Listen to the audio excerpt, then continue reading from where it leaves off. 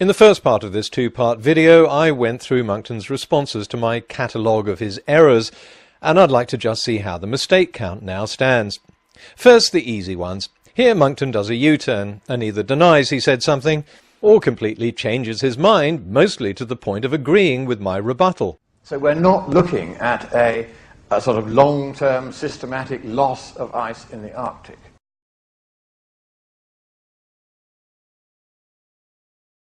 And look at how little correlation there is in that graph between temperature in blue there and CO2 concentration in black.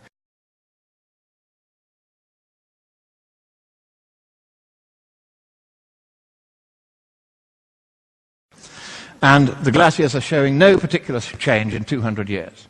The only glacier that's declined a little is Gangotri.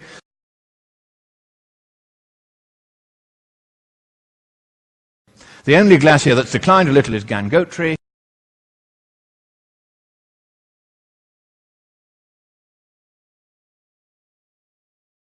At the moment, the polar ice caps of Mars are melting. There has been warming noticed on the surface of Jupiter, on one of the moons of Neptune, even on far distant Pluto, all at the same time. And why is this? Because astronauts are taking their 4x4s up into space? No. It's because the Sun, as we'll see, has been remarkably active.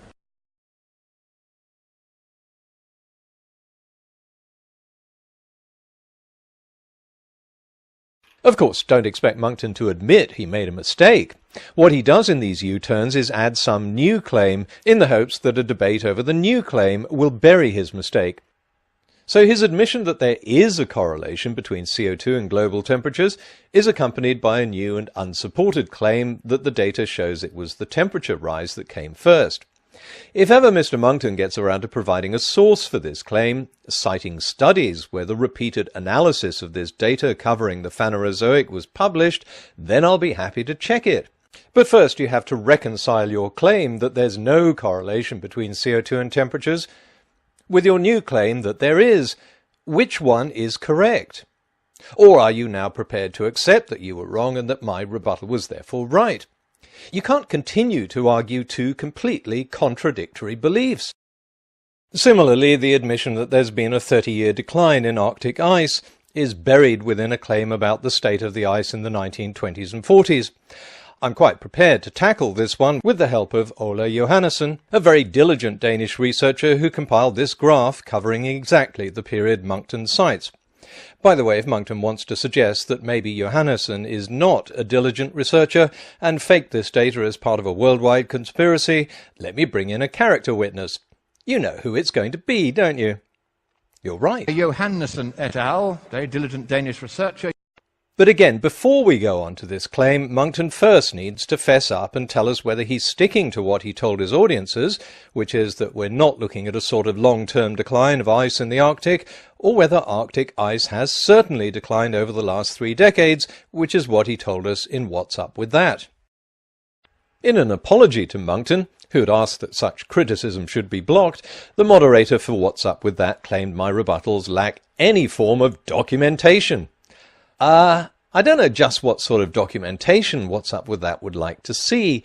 How about a paper that Monckton cites claiming it says one thing, with big red lines underneath the relevant passage showing it says the complete opposite? How about court transcripts and newspaper articles showing actual quotes and comparing them to Monckton's rendering of the quotes? How about a video showing Monckton actually saying something that he denies saying?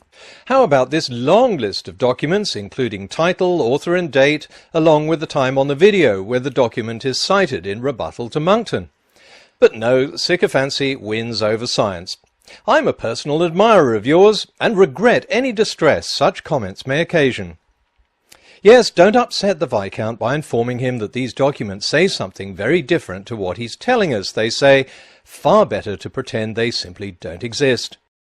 I never claim Monckton said or wrote something without having a video of him or a document written by him stating it, and I never refute anything without backing it up with documentary evidence, even showing you exactly where to find the evidence in the document. I don't think I could do much more without tying the editors of What's Up With That to a chair and forcing them to look at it. Everything is meticulously researched and then checked to ensure it's accurate, and I always correct any errors that are found, either with an annotation or in an errata video. I have a completely open forum for every video on my channel where people can criticize me or the videos to their heart's content.